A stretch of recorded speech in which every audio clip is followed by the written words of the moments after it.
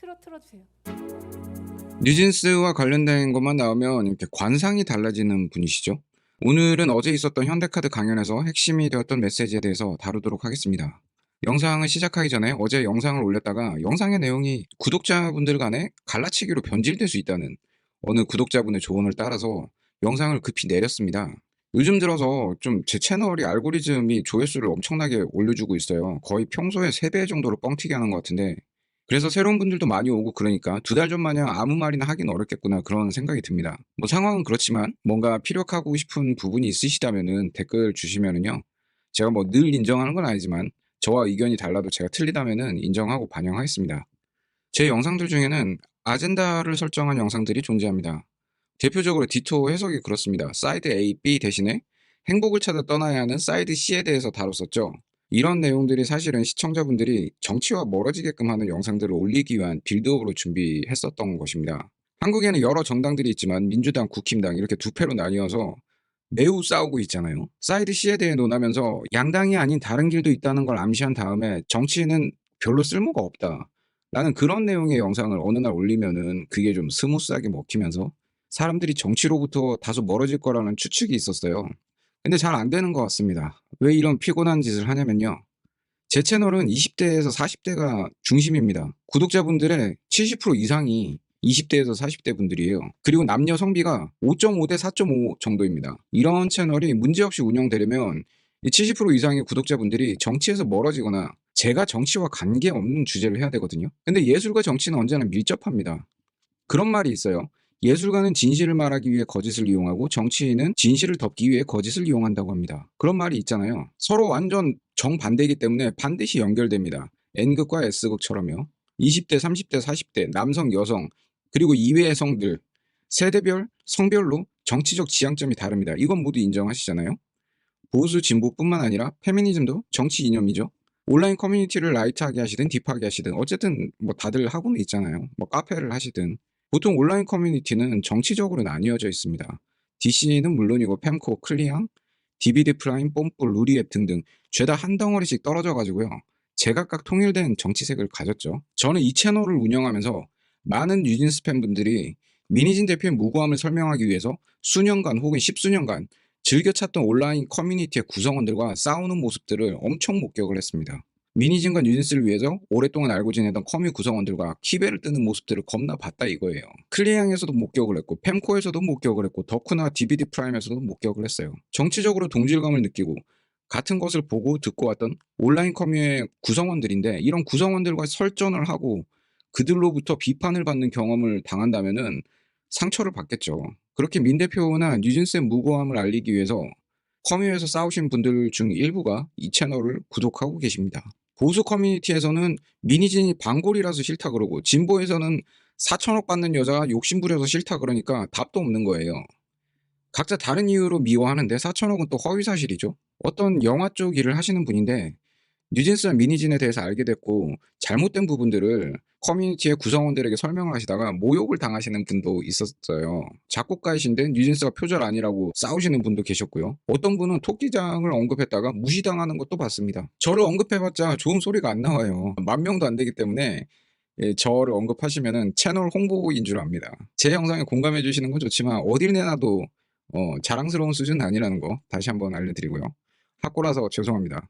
어쨌든 그렇게 고군분투하시는 분들을 목격을 해도 저는 계정이 없으니까 그분들을 돕지는 못했고 그분들을 위해서 정치적으로 동질감을 느껴왔던 구성원들과 한 발자국만 이렇게 멀리 하는 것이 꼭 나쁘지 않고 그게 또 제3의 길로 인도가 될 수 있다는 거를 좀 말해주고 싶었어요. 그래서 어제 영상에서 방심위에 공익제보를 하고도 현재 소송을 당해서 가해자의 위치에 있는 방심위의 제보자분들을 소개하면서 양당에 대한 비판을 했었어요. 제가 보기엔 아무런 이득도 없는데 그렇게 커뮤에서 민 대표를 욕하는 사람들을 설득하는 그런 모습들이 공익 제보자분들과 겹쳐 보였거든요. 그래서 그분들이 거기서 싸우기보다는 그냥 살짝 거리를 두고 저처럼 음악을 리뷰하거나 취미를 좀 다양하게 가지기를 바라서 그렇게 아젠다를 설정하게 됐었습니다. 근데 몇 가지 오류가 있어서 더 싸움을 붙이는 계기가 된다고 하시니 제가 실패를 인정하고 내렸어요. 아니 이런 거는 뭐 그냥 말로 하지 뭘 빙빙 이렇게 돌아가냐라고 하시는 분들이 계실 건데 저도 그렇고 모두가 다 똑같은 사람들이기 때문에 돌아가는 겁니다. 내 의견은 중요하지만 남의 의견은 안 중요하다라는 거죠. 이거 다 똑같잖아요. 제가 그냥 하고픈 말 다 하고 싶다고 해서 제 의견만을 영상화를 하면은 개소리밖에 안 되는 거죠. 뭔가를 제작해서 사람들에게 제공하는 포지션을 하고 있다면은 아무래도 아무짝에도 쓸모없는 그런 의견보다는 정보 전달이 중심이어야 하고 미숙하지만 정보 속에 제 의견을 잘게 잘라서 영상에 넣는 것이 최선이다라고 저는 생각을 했습니다. 어쨌든 제가 보고 들은 것을 설명하는 것이 쉬운 일은 아니구나라는 걸 느꼈고요. 언젠가 저를 이해하실 수 있게 된다면은 비공개 영상을 다시 풀도록 하겠습니다. 네, 그럼 어제 영상 대충 추려서 말씀드렸고요. 오늘은 민희진 대표의 강연 내용 중에 핵심 부분만 요약을 하도록 하겠습니다. 어제 민희진 대표는 도파민 나오는 거 이제 안 한다고 하셨는데 저는 사실 대표님이 마이크를 잡기만 하면 도파민이 터져요. 널 좋아해. 지금까지 3번이 있었는데 솔직히 이번에는 굉장히 멋있었습니다. 2번의 기자회견 때보다 오늘이 이야기들도 너무 유익해서 남녀노소 기억해야 하는 부분들이 많았어요. 일단 23억을 날렸으나 남편도 자식도 없고 계속 싸울 수 있어서 다행이다라고 했었습니다. 그 대목이 너무 쩔었어요. 확실히 일반인들은 이런 걸 할 수가 없죠. 23억이 없을 뿐더러 23억이 있다고 하더라도 아까워서 그냥 내가 질게 용서해줘 육즙이 형 이러고 끝나지 돈은 돈대로 날려가면서 온갖 엄플 다 감당하면서 이거를 할 수는 없는 거죠. 저는 대표님이 그 슈퍼맨이라는 걸 이미 알고 있었지만 이번 강연을 통해서 민희진이라는 사람이 진짜 보통 사람이 아니라는 거를 깨달은 분들이 꽤 많습니다. 재평가가 있다라는 거죠. 그리고 무엇보다 23억이나 들여서 이 싸움을 결연하게 진행하는 이유가 앞으로 이 사람들이 다른 사람들을 상대로라도 이딴 짓을 못하게 하고 싶다는 게 이유였다니까 정말 대박입니다. 저는 이런 부분들 때문이라도 이 사건의 내막을 많은 사람들이 알아야 하고 법을 악용해서 개인의 입을 틀어막는 행위는 자제되어야 된다고 생각을 합니다. 진짜 엄청난 사건을 목격하고 있다는 생각이 들어요. 그리고 이게 너무 말도 안 되는 사건이다 보니까 나중에 반드시 다큐로도 제작을 한다고 하셨습니다. 정말 기대가 되죠. 미리 예상은 했었지만 민희진 대표는 확실히 힙스터가 맞았습니다. 대중음악이라고 부르는 원래 주류의 음악을 그리고 어렸을 때는 다들 조금 힙스터병이 있잖아요. 그러니까 약간 중2병 같은 걸로 저는 더 어렸을 때부터 원래 아이돌 관심도 없었다고 하고요. 꽤 긴 시간 동안 비즈니스와 예술에 대한 내용을 설명을 하셨었어요. 원래 철학과 예술은 비즈니스와 대척점에 있는 개념으로 여겨지지만 이 둘을 동시에 해낼 수 있다는 거를 한번 보여주고 싶었고 그거를 어떤 도전 과제로 삼으셨다고 합니다. 그러니까 돈을 벌면서도 예술적으로 가치가 있는 아름다운 것을 할 수 있다는 실험을 하는 중이고 뉴진스 멤버들은 이 실험을 같이 해나가는 어떤 연구원 같은 개념이라고 말씀을 하셨어요. 아주 좋은 실험인 것 같습니다. 근데 예술을 하는 데 있어서 비즈니스가 너무 개입해도 잘 안 되고 아예 동떨어져 있어도 그것은 실패로 귀결되거나 반고처럼 절명한 뒤에나 빛을 볼 수가 있는데 그런 상황이 계속 생겨서는 안 되는 거죠. 저도 이 부분은 철저하게 공감하는 부분입니다. 자본이 들어가야지 예술이 완성이 되죠. 당장 먹을 음식도 없는데 어떻게 그림을 그립니까? 재료도 못 살 것 같은데. 플란다스의 개처럼 그 미대에 들어가 보지도 못하고 죽는다고요. 이 강아지는 어쩔 거야 이거. 응? 과거에는 메디치 가문이 있었기 때문에 르네상스 시대가 열렸던 거죠.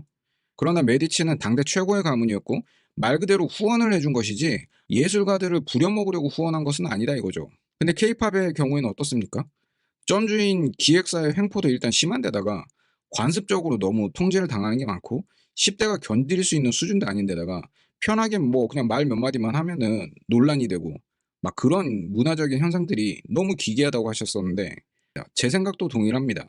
아이돌도 존중을 받을 수 있는 존재들인데 이들에게 행해지는 그런 통제뿐만 아니라 인성이나 뭐 이런 것까지 보는 거는 좀 잔인하지 않나 그런 생각이 듭니다. 그래서 이런 부분들은 저도 굉장히 많이 공감을 했고요. 사실은 그 아이돌을 싫어했었어요, 옛날에는. 정확하게는 음악이 좀 마음에 안 듭니다. 뭔가 실험적인 것들은 하나도 없고 대중들에게 잘 보이려는 음악뿐이잖아요. 잘 보이려는 음악이 꼭 나쁜 음악은 아닌데 잘 보이기만을 원하는 음악은 사실 청각적인 즐거움은 없고 심적인 즐거움만 있는 거잖아요. 그게 어떻게 음악이 되죠? 귀가 즐거워야죠. 엔터테인먼트의 본질, 즉 본연의 즐거움을 추구하면서 양질의 결과물을 내고 또 그것이 사업적으로 빛나 모든 경계를 허물었을 때 우리가 어디까지 이룰 수 있을지 나는 너무 궁금하다. 심지어 평론가나 전문가들도 아이돌을 두고 거리낌 없이 상품이라고 하는 그런 상황도 제가 몇 번 봤습니다. 진짜 이 돌판만 들여다보면은 온 세상이 저를 몰카를 하는 기분입니다. 이런 기괴한 구조를 탈피하기 위해서 민희진 대표는 경영과 창작을 겸하고 이런 대업에 걸맞는 뉴진스와 함께 새로운 시대를 열 수 있는 시도를 하는 것이라고 봐야겠죠.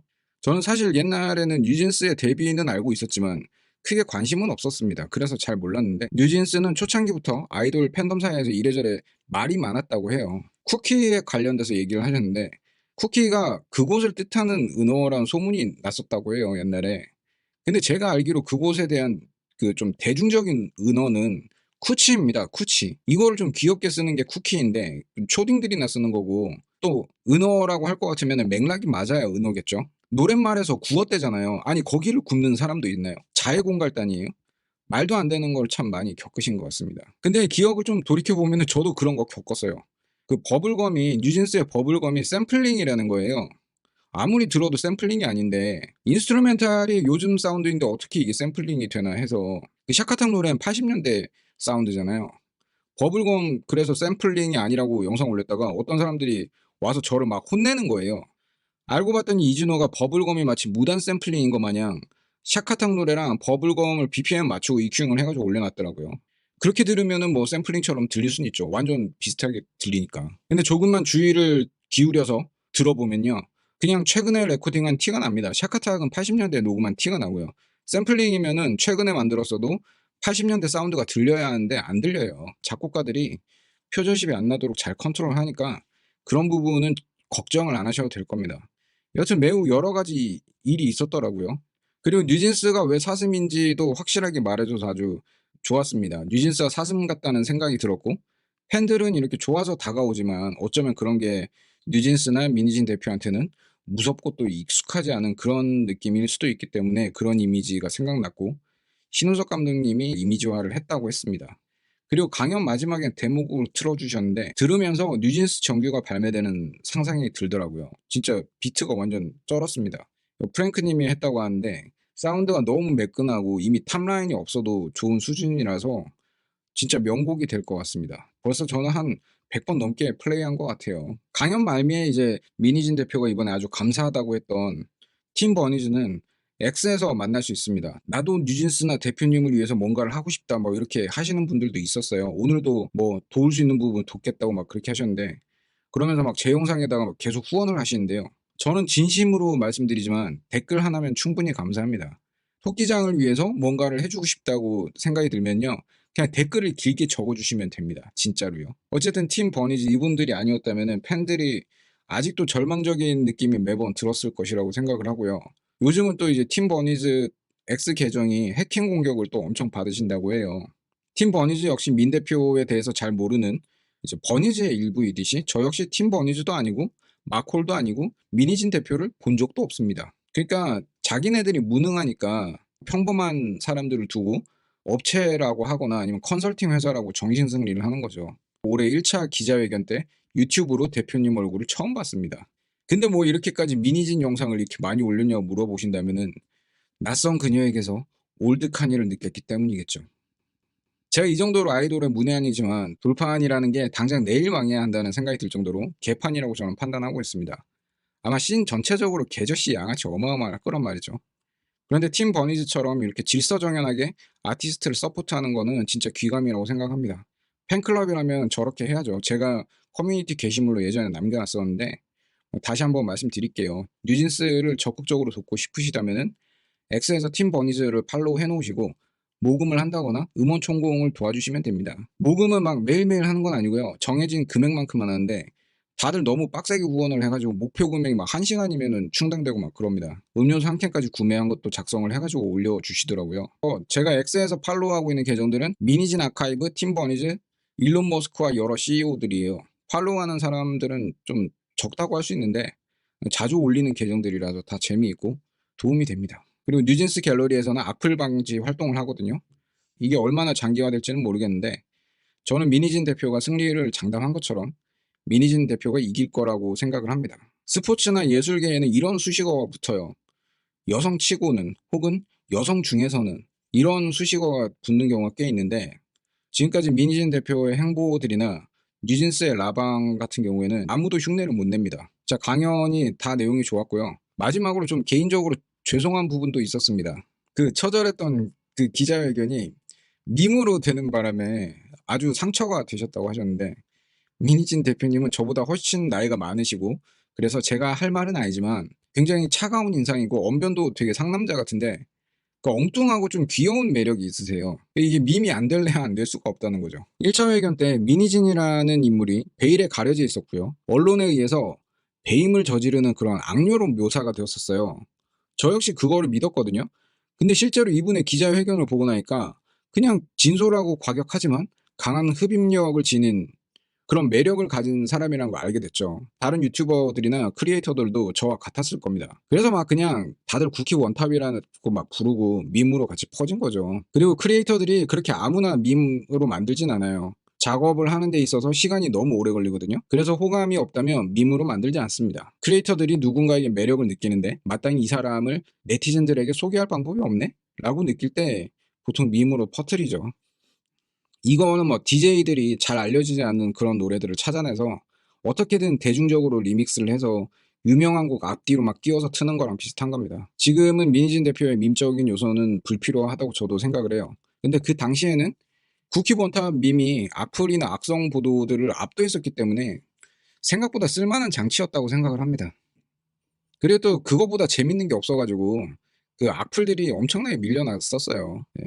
그러니까 뭐 어찌됐든 상처 받으셨다니까 죄송하고요. 저는 이 영상을 끝으로 민희진 대표를 밈으로 사용하는 것을 멈추도록 하겠습니다. 오늘 영상 여기까지고요. 대표님이 23억이나 쓰시고 또 집까지 팔아야 하는데 저부터 시작을 해서 모금 준비된 분들이 많이 있습니다. 그냥 그렇다고요. 저는 지금 역사를 써야 한다고 생각해요. 돈이 중요한 게 아니라 이거죠. 독립운동은 제가 그 시절에 못 태어나서 못한 거잖아요.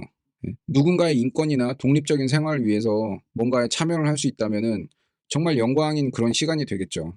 아이돌이라고 해도 좋은 사람들, 뛰어난 사람들이 많다고 생각합니다. 그들이 돈을 얼마를 벌든 기본적인 것들이 지켜져야 더 좋은 결과물로 대중들에게 보답할 수 있는 기본적인 조건이 형성이 되지 않겠습니까? 어찌되었든 다음 영상부터는 좀 더 편안한 영상으로 찾아뵙도록 하겠습니다. 널 좋아해.